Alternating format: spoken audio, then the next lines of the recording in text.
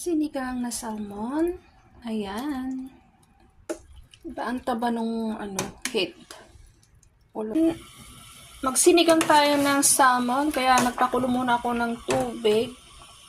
Nilagyan ko ito ng bawang, sibuyas, luya at paminta at syempre kamatis. Ayan, tsaka lagyan ko ito ng patis. Seasoning yung pampalasa ba natin. Ayan, nag-boil na siya. Then, ilagay ko na yung salmon, yung ulo ng salmon. Ayan. Syempre, lagyan ko ito ng veggie mga auntie. Ayan. Kumukulo na siya.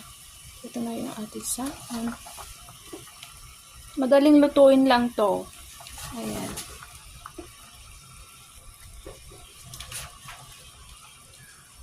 Dapat yung tubig naman, sakto lang. Para yung lasa ng ating niluluto ay malasa. Ayan, lagyan.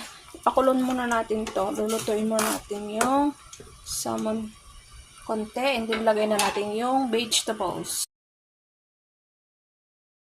And kumukulo na nga ito. At syempre, ilagay na natin yung ating vegetables. Ayan, para sabay na itong maluto at yung ating isda. Dapat hindi ito overcook mga miha. Ayan na nga. Takpan muna natin ito in a few minutes.